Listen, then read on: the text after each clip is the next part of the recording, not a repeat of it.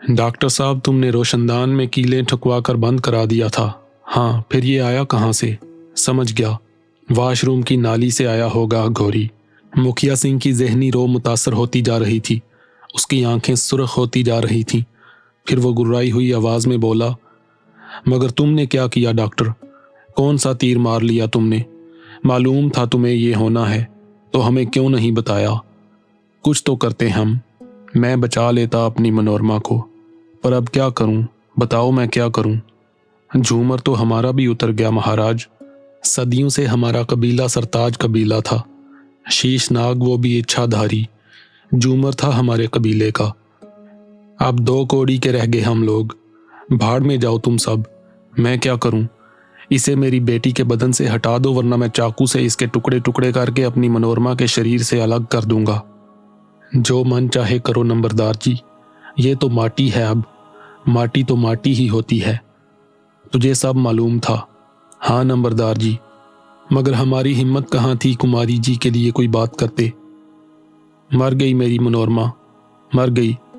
डस लिया उसे मूजी नाग ने। अब बताओ मैं क्या करूं? मुखिया सिंह ने रोते हुए कहा। फिर वो मेरी तरफ रुख करके बोला, बताओ डॉक्टर जी क्या करूं? तुम्हें सब पता था, तुम तो ज्ञानी थे, मुझे तो बता देते। क्या बता देता? मैंने सपाट लहजे में कहा। यही कि मेरा संसार उजड़ने वाला है, मेरी मनोरमा मौत के मुंह में जाने वाली है, कोई नाग आकर उसे ढसने वाला है। नहीं, मुझे इस नाग के बारे में पता नहीं था कि वो इस तरह आकर मनोरमा को नुकसान पहुंचाएगा। मैंने मनोरमा के बदन का खून बदल दिया था। मेरा ख्याल था कि इस अमल से उसकी यादाश्त बदल जाएगी। हुआ तो ऐसा ही था, लेकिन शीशनाग को पता चल गया कि उसकी महबूबा उसे भूल गई है। चुनाचे उसने अपनी और इसकी मौत का फैसला किया। यहाँ आकर इसके साथ मौत की नींद सो गया। अब मैं क्या करूं? कोई बताए मैं क्या करूं? हम बताएं मालिक, स्वामी ने कहा। मुखिया सिंह की निगाहें उसकी तरफ उठ गईं। वो बोला, ये माटी हमें दे दो। क्या मतलब? बुरा मत मानना मालिक, आप हिस्सेपुर वालों को बिटिया की मौत की खबर पहले सुना चुके हैं। संसार के लिए वो पहले ही मर चुकी है। अब भी वो जीती रहती तो आप इसे छुपाए छुपाए फिरते। अब अगर इसकी मौत का सोग मनाएंगे तो सब हैरान रह जाएंगे कि बिटिया दोबारा कहाँ से आ गई। क्या जवाब दोगे मालिक? तुम क्या कहना चाहते हो स्वामी? इस बार मैंने दखल दिया। माटी हमें दे दो, काट कर देख लो, जैसे मन चाहे करके देख लो। दोनों प्रेमी कभी एक दूसरे से अलग नहीं होंगे। पहले ये करके देख लो, फिर हमारी बात मान लेना। तुम क्या चाहते हो? मुखिया ने नढाल लहजे में कहा। मनोरमा हमारी भी बिटिया थी। हम इन दोनों की अर्थी एक साथ उठाएंगे, इनकी चिता साथ जला देंगे। शीशनाग की हमें भी जरूरत है, इसका क्रियाक्रम हम पर फर्ज है।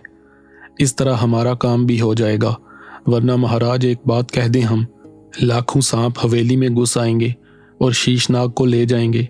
कोई उन्हें रोक नहीं सकेगा। क्या बकवास कर रहे हो?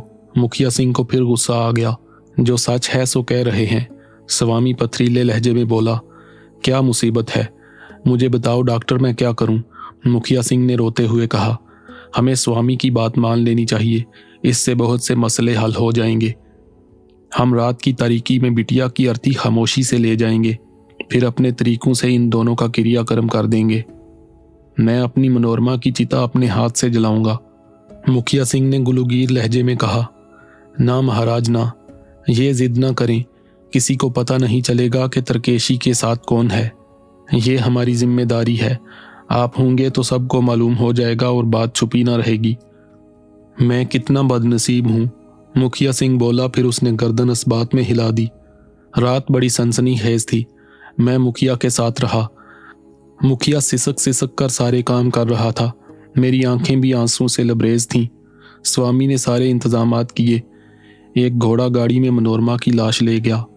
काम अभी खत्म नहीं हुआ मुखिया जी। अभी आपको अपनी पत्नी को संभालना है। जिसे जाना था वो चला गया। जो है उनकी हिफाजत करनी है आपको। एक बात बताओ डॉक्टर जी, हमसे कहाँ गलती हुई? इसे बड़ी शानो शौकत से पाला पोसा, जवान किया, प्रेम भी किया सुसरी ने तो एक नाग से। और हम उस नाग को कैसे रोकते? हमें पता भी चल जाता तो क्या उसे किसी नाग के साथ भेज देते? कोई पिता ऐसा कर सकता था? नहीं, मैंने गहरी सांस लेकर कहा। एक काम करोगे? जी फरमाइए। मेरी पत्नी को संभालने में तुम मेरा साथ दोगे? बताइए मुझे क्या करना होगा। मेरी जो हालत है इससे वो कहीं समझ ना जाए कि कुछ हो गया है। मैं उसके सामने ना आऊं तो कैसा रहेगा, मगर ये कैसे मुमकिन है? एक लंबे झूठ का सहारा लेना पड़ेगा। कैसे? आप जिस तरह दिल्ली चले जाते हैं, फौरन वहां के लिए निकल जाइए। अपने किसी खास आदमी से कह दें कि वो शर्मेती जी को बता दे कि आप मनोरमा जी को लेकर मुंबई चले गए हैं। बाद में सूरत हाल को संभालना भी आपका ही काम होगा। कितनी बड़ी विपदा पड़ी है मुझ पर, मगर ये ठीक है, मैं उसे मोबाइल फ़ोन पर यह बता दूंगा। फिर ऐसा ही किया गया। सुबह की रोशनी होने से पहले मुखिया रोता सिसकता चला गया। मैं अपने कमरे में आ गया। उस नाकाबिले यकीन ड्रामे का ड्रॉप सीन हो गया था। सारी रात जागता रहा। नींद आंखों से बहुत दूर थी। अब क्या करूं? मुखिया सिंह की हवेली में तो 1 घंटा रुकना भी हमाकत थी, लेकिन अब हिस्सेपुर में भी क्यों रुका जाए?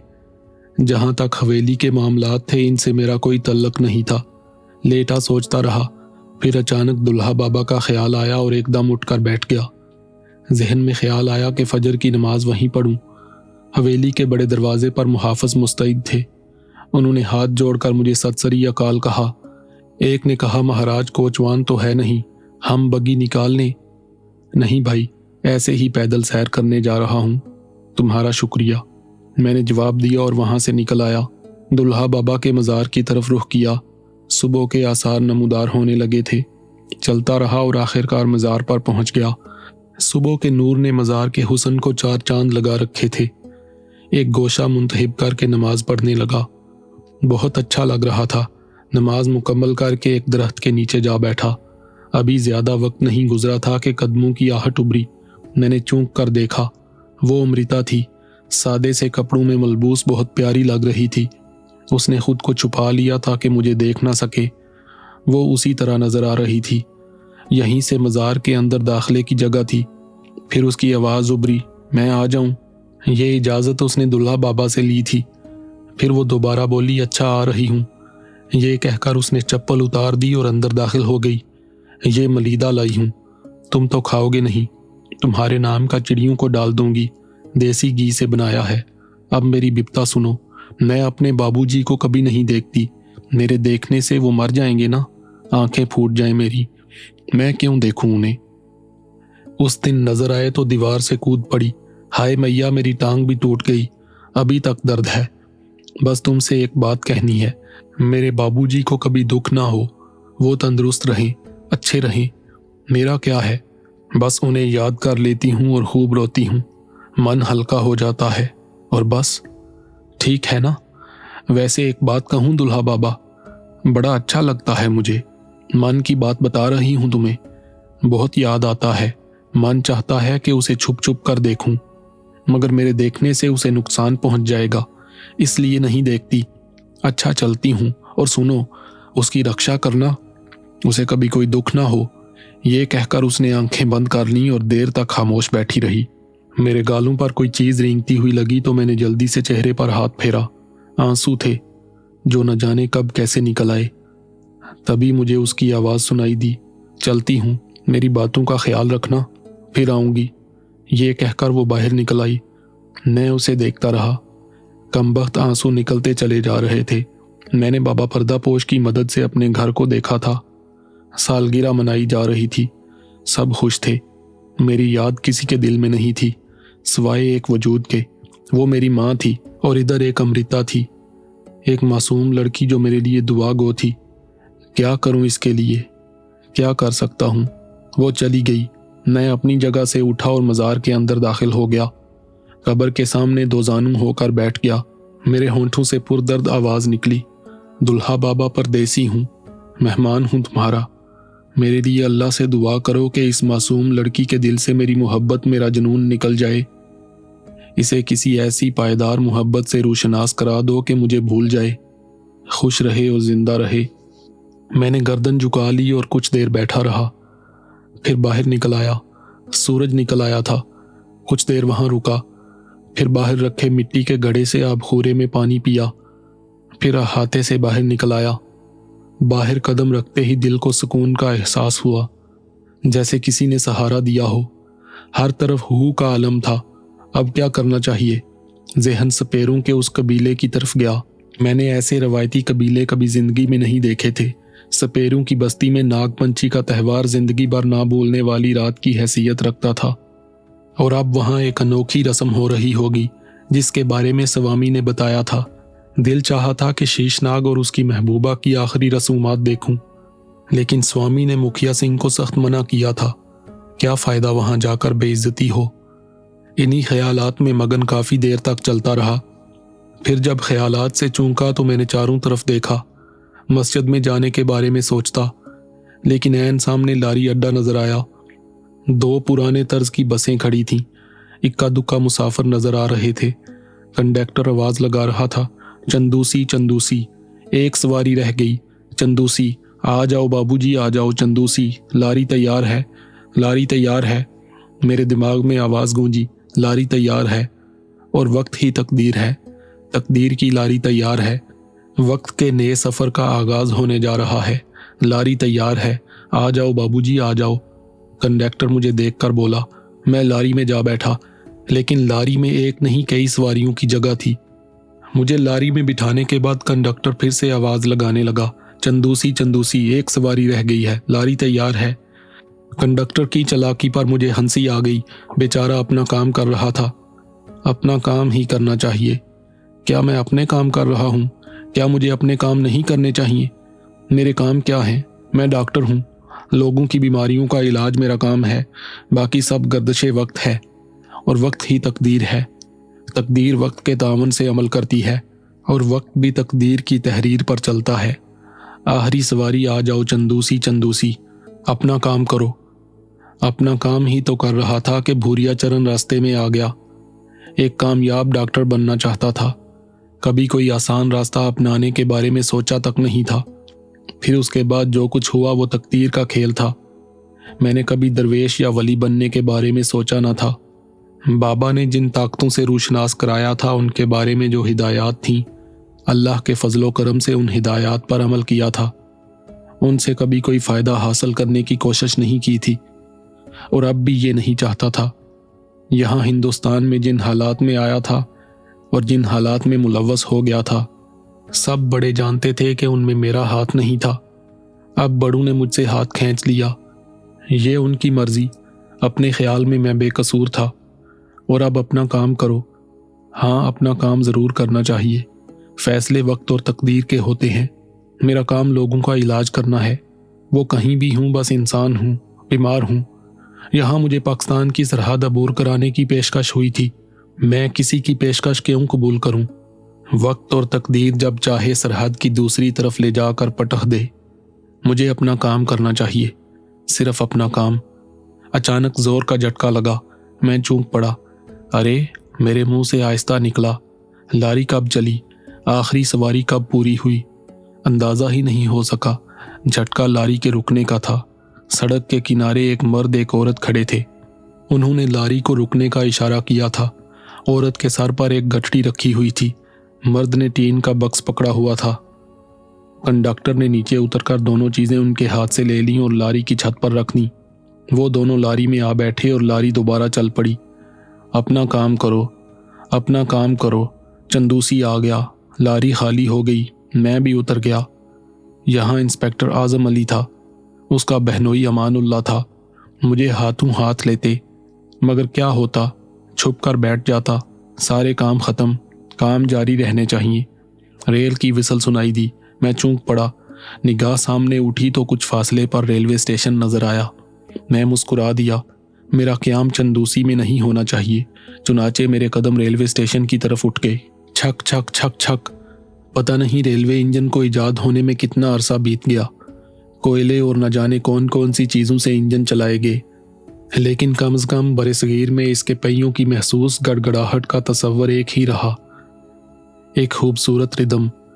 इस गड़गड़ाहट में आहें और सिसकियां भी सुनाई देती हैं, बिछड़ने वालों के गम के अफसाने, जिन्हें ये गड़गड़ाहट मीलों दूर तक फेंक देती है, और उनके दिल में खुशियां जिन्हें इस गड़गड़ाहट के साथ अपनी महबूब हस्तियों के आने का तस्वर होता है।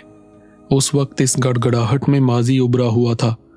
तस्वीरें नजर आ रही थीं और वक्त गुजर रहा था। फिर ये तस्वीरें तारीक हो गईं, आंखें बंद हो गईं। सुबह हुई तो ट्रेन की ब्रेकें लग गईं। शोर उबर रहा था। जबरदस्त रेलवे स्टेशन था, बहुत बड़े शहर का। ट्रेन खाली हो गई। मैं भी नीचे उतर गया। भूख लग रही थी। एक ख्वांचा फरोश के सामने जा रुका। पूरी भाजी बेच रहा था। उससे पूरियां खरीद कर खाईं, पानी पिया और रेलवे स्टेशन से बाहर जाने वाले रास्ते पर चल पड़ा। बहुत खूबसूरत शहर था, जिंदगी से भरपूर। पेट भर गया था। तबीयत में एक जुलानी सी उबर रही थी। फुटपाथ पर चलता रहा। कोई फिक्र फाका नहीं था। माहौल पर गहरी निगाह रखी हुई थी। मेरा केस पुराना हो गया है। डॉक्टर नीमू का कातिल डॉक्टर कामरान किसे याद होगा? सब मेरी ही तलाश में तो नहीं भटक रहे होंगे। ख्याल रखूंगा और ख़तरनाक लम्हात से बचने की कोशिश करूंगा। कोई ख़ास ख्याल जहन में नहीं था। गर्मी बढ़ती जा रही थी। एक पार्क नजर आया जिसमें हरे भरे दरख्त झूल रहे थे। गर्मी से बचने के लिए उसमें दाखिल हो गया। यहाँ खूब ठंडक थी। घास पर लेटकर सोचने लगा और एक हिकायत याद आने लगी। किसी ने किसी बुजुर्ग से कहा कि जब तकदीर में लिख दिया गया है कि वही मिलेगा जो तकदीर में लिखा है, तो फिर दुआ मांगने से क्या फ़ायदा। तो बुजुर्ग ने जवाब दिया कि मुमकिन है कि तकदीर में भी यही लिखा हो कि जो कुछ मिलेगा वो दुआ मांगने से मिलेगा। चुनाचे अमल में सब कुछ है। मुझे इस कनूतियत से निकलकर अमली तौर पर ही कुछ करना चाहिए। जो मेरा काम है वही करूं और इन लम्हात से मुहतात रहूं जो मेरी ज़िंदगी के लिए ख़तरा हैं। वैसे भी ज़िंदा रहने के लिए तहरीक ज़रूरी है। जवान हूँ, तंदुरुस्त हूँ, काम करना ज़रूरी है। बहुत से मंसूबे जहन में आते रहे। देर तक पार्क में बैठा रहा। फिर वहाँ से निकलकर सड़क पर चलने लगा। गर्मी की वजह से सड़कों की रौनक कम होती जा रही थी। बड़ी बड़ी दुकानों और शोरूमों के शटर गिरने लगे। मैं चलता रहा। अचानक किसी एम्बुलेंस की आवाज़ ने अपनी तरफ मतवज्जे किया। मैं उधर देखने लगा। एक एम्बुलेंस तेज़ी से आ रही थी। मेरे पास से गुजरकर वो आगे बढ़ी और थोड़े फासले पर एक खूबसूरत गेट के अंदर दाखिल हो गई। तब मैंने उस गेट की इमारत पर लिखा नाम पढ़ा, धर्म समाज हॉस्पिटल। एक अजीब सा एहसास मेरे दिल में उभरा। मैं वालिहाना आगे बढ़ा और मेरे कदम मुझे हॉस्पिटल में ले गए। बेहद खूबसूरत बना हुआ था। जदीद तरीन इमारत थी। मेरे दिल में न जाने क्या क्या ख्याल आने लगे। अपना कराची, अपना हॉस्पिटल, वहाँ के डॉक्टर, वहाँ के मामूलात। एक रिकत सी तारी हो गई। आंखें भीग गईं। मैं हॉस्पिटल में घूमता रहा। फिर ऊपरी मंजिल के एक कॉरिडोर से गुजर रहा था कि एक कमरे का दरवाज़ा खुला। पुलिस के एक बड़े अफसर की वर्दी में एक शानदार शख्सियत का मालिक शख्स बाहर निकला। उसके साथ उससे निचले रैंक के 2 ऑफिसर्स थे। बिल्कुल इत्तेफाक से मेरा उनका सामना हो गया। मेरे बदन में सर्द लहरें दौड़ गईं। मैंने उसे एक निगाह में पहचान लिया। ये पुलिस कमिश्नर सुरेश चंद्र था, डॉक्टर नीमू का भतीजा। सुरेश चंद्र जिसने आगरे में मुझे उस वक्त गिरफ्तार किया था जब मैं डॉक्टर शुक्ला के साथ उसके घर गया था। एक लम्हे के लिए मेरे असाब कशीदा हुए, लेकिन मेरे कदम नहीं रुके। मैं आगे बढ़ता चला गया। सुरेश भी आखिर पुलिस वाला था। उसने भी मुझे देखा था। दफातन मुझे अकब से आवाज़ सुनाई दी, ए मिस्टर रुक जाओ। वही था। उसने मुझे पहचान लिया। दूसरे लम्हे मैंने दौड़ लगा दी। मुझे अपने अकब में आवाज़ें सुनाई दी, पकड़ना, जाने ना पाए। फिर दौड़ते हुए कदमों की आवाज़ें। मैं बर्क रफ्तारी से दौड़ने लगा। राहदारी में इक्का दुक्का लोग आ जा रहे थे, इसलिए मुझे उम्मीद थी कि सुरेश चंद्र गोली नहीं चलाएगा। राहदारी एक तरफ मुड़ी तो मुझे 2 जीने नजर आए। एक ऊपर जाता था और दूसरा नीचे। एक लम्हे में मैंने फैसला किया कि मुझे कहाँ जाना चाहिए। चुनाचे नीचे वाले जीने से उतरने लगा। ज्यादा सीढ़ियां नहीं थीं और नीचे पहुंच गया। ग्राउंड फ्लोर पर आ गया, लेकिन यहीं सीढ़ियां और नीचे गईं। गालिबन बेसमेंट था। बाहर जाना खतरनाक हो सकता था। ऊपर गैलरी से मुझे देखा जा सकता था। अस्पतालों के बेसमेंट्स के बारे में मुझसे ज्यादा कौन जान सकता था। पूरे अस्पताल के नीचे फैले होते हैं और जगह जगह ऊपर जाने के रास्ते होते हैं। उसमें छुपने के लिए जगह दरकार थी, इसलिए मैं बेसमेंट में उतर गया। मेरा अंदाज़ा ठीक था। अजीमु शान बेसमेंट तहद्दे निगाह फैला हुआ था। उसमें बेशुमार कमरे बने हुए थे। लंबे चौड़े कॉरिडोर थे। मैं कोई मुनासिब जगह तलाश करने लगा। अभी तक कोई ठोस फैसला नहीं कर सका था कि क्या करना चाहिए। 2-3 कमरों के दरवाजे खोलकर अंदर झांका। खाली पड़े थे। वहां कुछ नहीं था। एक कमरे पर क्लॉक रूम लिखा हुआ था। उसका दरवाज़ा खोलकर झांका तो वहां कपड़ों के अंबार नजर आए। वसी और अरीज कमरे में अलमारियां बनी हुई थीं जिनमें बेशुमार एप्रन लटके हुए थे। इसके अलावा और भी बेशुमार चीज़ें थीं। मैं अंदर दाखिल हो गया।